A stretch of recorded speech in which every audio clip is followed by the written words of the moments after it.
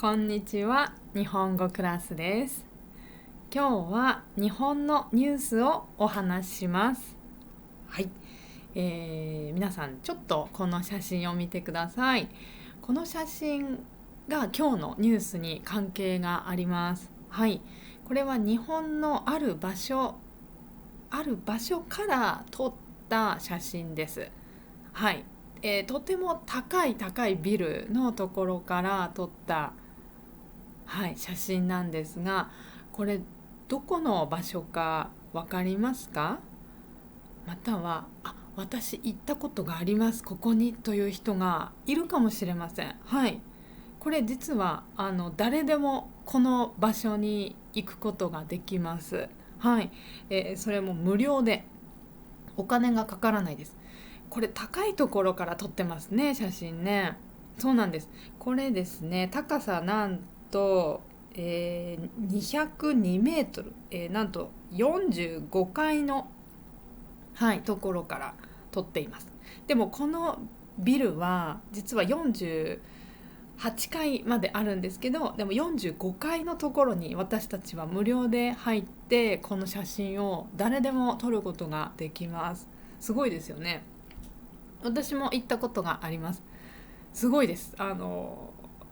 すごく遠くまで見えます。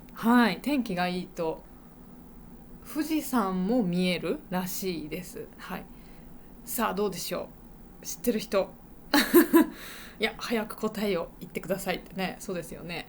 じゃあですね、ヒントですね。これはよいしょ、実はこのビルです。このビルの45階からこの辺ですかね。45階から45階から見た景色がさっきのこの景色です。夜の写真ですね。夜も行けますよ。夜も入れます。何ってね、ぜひこのビル、ぜひ皆さん形を覚えておくといいかもしれません。日本に遊びに来た時にいいかもしれない。これはそうですよね。これどう見てもとても大きな町。そうです、とても大きな町といったらもう東京です。そうです、東京のどこ？東京、渋谷、新宿、原宿、有名ですね、外国の人には。これは新宿です。新宿にある有名なビルです。このビルは名前はこれです。ドーン。東京都庁と言います。東京都庁。英語だと東京メトロポリタンガバメントビルディングって書いてありますね。そうなんです。これは実は政治をするための建物です。ショッピングセンターが入っていますとかホテルですじゃないですね。政治をするところです。政治というと、そうですね、東京の政治をするところなんです。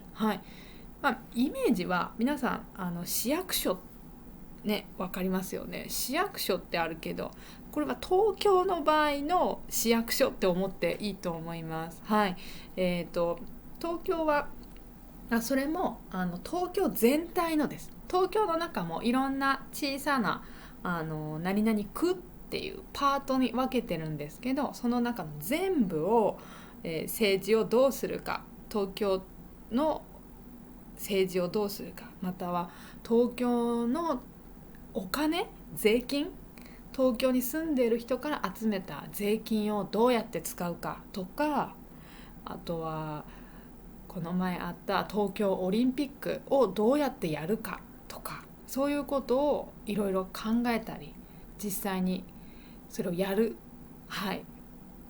そういう人が働いているビルです。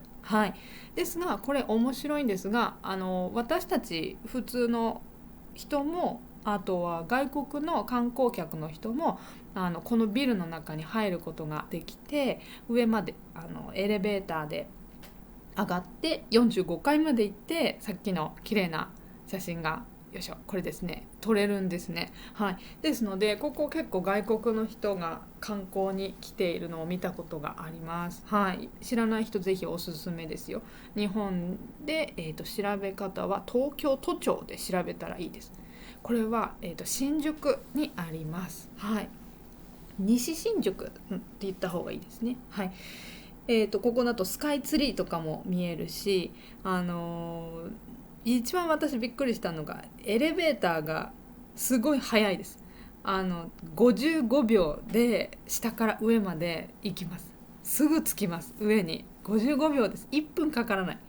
はい、ぜひこれはね面白いので、それも経験してほしいなと、体験してほしいなと思います。45階にはレストランもあります。はい、ではでは、じゃあ今日はここに関係があるニュースなんですね。そうこの東京都の、政治をしている場所、政治家がいる場所のニュースです。はい、知ってる人いるかもしれないですね。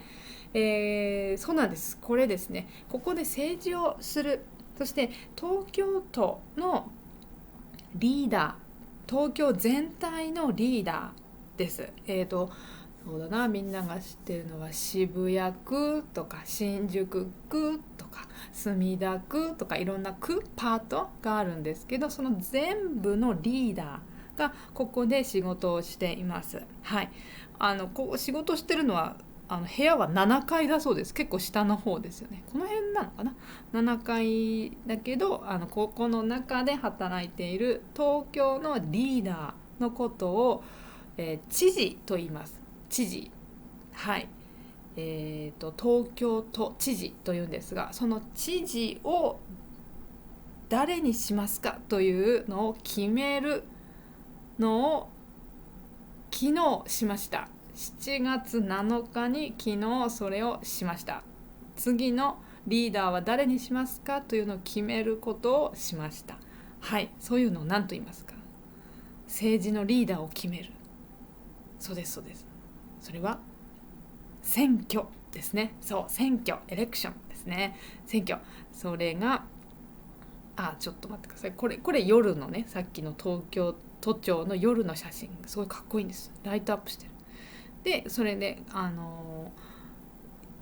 日それがあったのが東京都知事選挙というものです。選挙です。はい、誰をリーダーにするかというのを決めるもので、これは東京に住んでる人が、決められます。住んでる人が自分がいい人をこの人がいいですっていう風に言って自分の一票っていうんですけどボートですね、選挙に行ってこの人がいいっていう風に決めることができます。でみんなが一番いいなって言った人が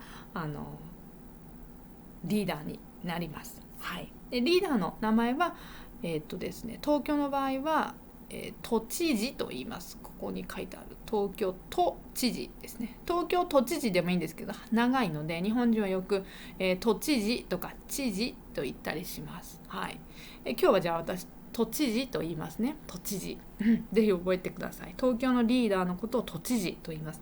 そしてこのリーダーというのはやはりとても大切です。東京というのは日本で一番大事な街ですね。ですからそこのリーダーというのはとても重要、すごく大事。誰がやるかというのはすごく日本に大きなインパクトがあります。大きな影響があります。はい、ですので、これはすごく大事な選挙でした。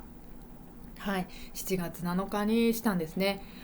皆さんだったらJLPT のテストに行った人も多かったと思います。はい、日本ではその時知事選挙をやっていました。はい、そして決まったんですね。はい、誰がやるんですかっていうの決まりました。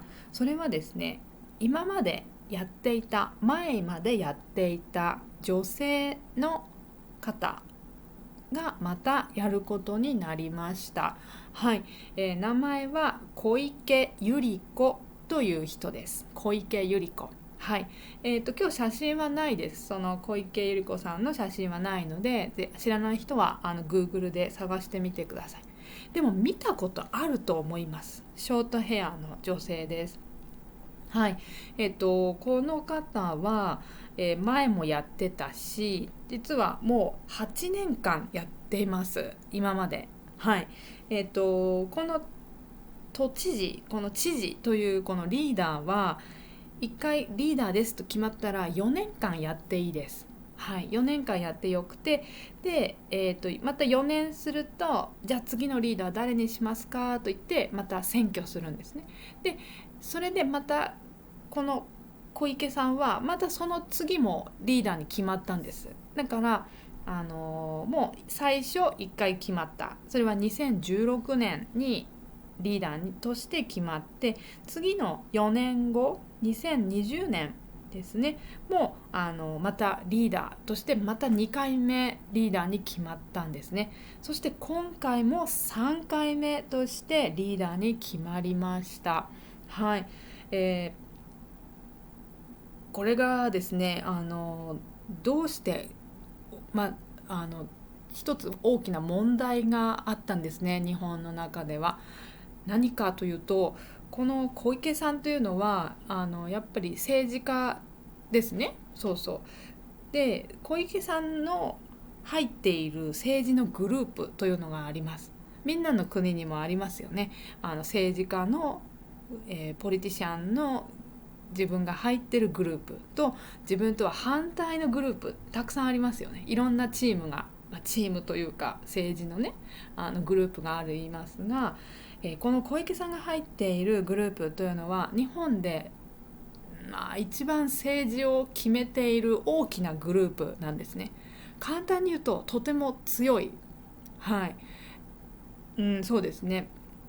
ですが、この強い大きな政治のグループがここ1年くらいですかね、政治とお金の問題、よく政治と金の問題というふうにニュースで言われるんですが、もらってはいけない悪いお金をもらっているということがニュースになってしまった。隠れてもらっていたんだけど、それが分かってしまったんですね。で大変だ、こんなにお金もらってると、これはいけないことです。ダメです。はい、例えば何かを作る、例えばですけど道路を作る、道を作る時にたくさんのお金がかかりますね。新しい道を作るとか橋を作るとか大変ですね。そういう、あとハイウェイを作るとかね、高速道路と言います。そういう時にはたくさんのお金が必要だし、それを作ってくれる会社をどこの会社にお願いするかとか、そういう問題もありますね。そしてその時にその道を作るとか橋を作る会社と政治家が裏で後ろで結びついていてお金を渡している。その会社が政治家に個人的にお金を渡していて、たくさんのお金をもらっている。それでじゃああなたの会社で橋を作りますと決まったりっていうことですね。これは例えばの話です。はい、そういうことが起きていたというのが、ここ最近1年くらい、もうちょっとかな、2年ぐらいかな、はっきりしてきてしまっています。はい、そしてそれをやっているのがこの今回決まった都知事になった小池さんのグループ、政治のグループなんですね。このグループはとても強くて大きいグループなので、そこには政治家がたくさんいます。だからそこの政治家たちが今警察の、いろんなチェックを受けたりしているんですね。だからそれは日本に住んでいる私たちから見たらすごく嫌なことですよね。私たちの税金、私たちが国に払った税金、タックス、お金を悪いことに使っている。悪いことというか、何でしょうね。私たちが日本人が嘘をつかれているというイメージかなですかね。なのですごく日本人がその大きなグループ、政治のグループに対してすごくもう信じられない、やだ、あの人たちやめてくださいっていうふうに思っている人がたくさんいるんですね、今ね。だからこそ今回この小池さんがまた知事になるというのはとても大変なことだと言われていました。だって小池さんのその政治のグループの中の人が悪いことをしているということだから、それってじゃあ小池さんも悪いことしてるんじゃないかと考えることもできるし、やっぱりはっきりしない大きなお金が後ろの方で動いているというのはやっぱり嫌なことですね。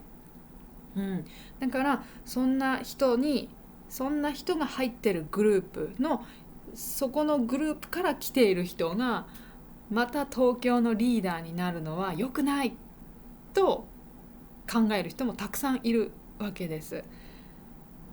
結果としてはまたその小池さんが決まったんですけど、ですからその小池さんが入っているグループと反対のチーム、ダメだあのグループはと言って、やめろと言って新しく私がやります、私が代わりに東京のリーダーをやりますと手を挙げた人がたくさんいるんですね。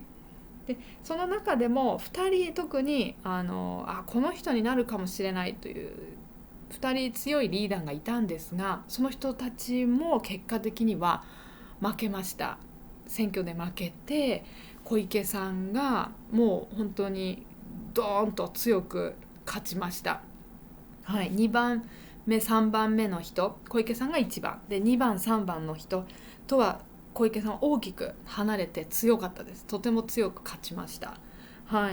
ですがそうですね、ちょっと面白いのが、そういうこともあってかもしれないんですが、今回私が知事をやります、私が都知事をやります、はいはいやりたいです、皆さんよろしくお願いしますと言った人がたくさんいたんですね。これが今までの選挙で一番多い数いました。なんと56人56人の人が私が東京のリーダーをやりますと手を挙げたんですね。でその中には全然誰も知らないような誰あなたっていう人も入っていて、それがちょっとまた問題になってました。やっぱり私がリーダーになると言ったら SNS とか、いろいろね Twitter とかも人が集まるようになります。だから人の注目されるようになるので、自分の名前を有名にするために知事になりたい、私がやりたいですと手を挙げたんではないかと言われている人も実はたくさんいます。なので今回はちょっとそういうちょっと良くないなとも思われている人もたくさん出ていました。ですので56人の中からトップだった小池百合子さんが、知事に決まった。そしてその投票に行った人、自分でじゃあ小池さんにしますっていうふうにお願いしますというふうにこの東京の人たちは自分で選べます。ですので選びに行った人は全体の 61% だったそうです。約 61% の東京に住んでる人がいた。だから半分以上の人がこの選挙に参加したんですね。これは4年前の選挙より多い数だそうです。そしてそうですね、小池さんが特にやりますと言ったことは子どもの問題、東京で子どもを産むことがしやすいようにサポートすることをしますと、お話ししています。東京は本当に日本の中でも、一番ですかね。はい、子供を産む数が少ないです。やっぱり子供を産むのにお金がかかるとかいろんな問題があるんですけど、それはやっぱり日本にとっては大きな問題なので、東京に住んでる人も子供が産みやすいようにお金でサポートするとか、そういうふうなことをやりますというふうに話しています。そしてそれは実はこの4年前からもやっていることなので、これを続けてまた私はやりたいと思っていますというふうに話をして、人気を集めたのではないかと言われています。はい、確かにこの小池さんはもう8年間今まで知事をやっていて、この8年間いろんなことが日本でありました。例えばコロナ、コロナです。まずコロナもあったし、その後コロナ中のオリンピック、東京オリンピックもありました。2020年の東京オリンピックのはずが1年遅くなって2021年にオリンピックが日本で開かれました。やっぱりそれとかはね、大変なことだったと思います。いろいろ準備のことが、やっていたことがどんどんずれていく、スケジュールがどんどん変わっていくとか大変だったと思うんですね。だから小池さんも自分でこの8年間自分がやってきたことが評価された、これがあなたはいい仕事をしましたと思われたから、私は今回、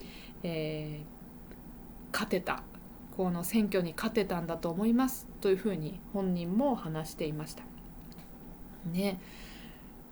まあでも確かにこのお金の問題、政治のお金の問題っていうのは今もまだはっきりしていないところです。はい、だからいろいろ調査が進められているところです。はい、でこういう問題ね、皆さんの国でもあるんじゃないかなと思います。はい、ですので日本でも起きてます。はい、そういうことですね。はい、ということでした。ですのでまた、決まったのでまた小池百合子さんがまた東京の政治をするということで、よりねまたいい東京になったらいいなというふうに思います。東京でやることというのは日本全体に大きな影響インパクトがあるので、本当にいい政治をしてほしいなというふうに思います。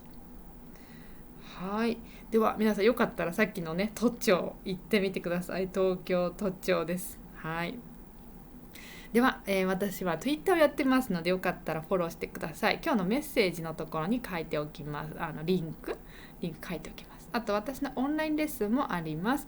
ビジネス日本語、Zoom レッスンです。はい、Zoom レッスンいろいろあります。Zoom レッスン、ビジネス日本語、会話練習、プライベートレッスンです。はい、ぜひ、細かくは、この辺のリンクからまず見てみてください。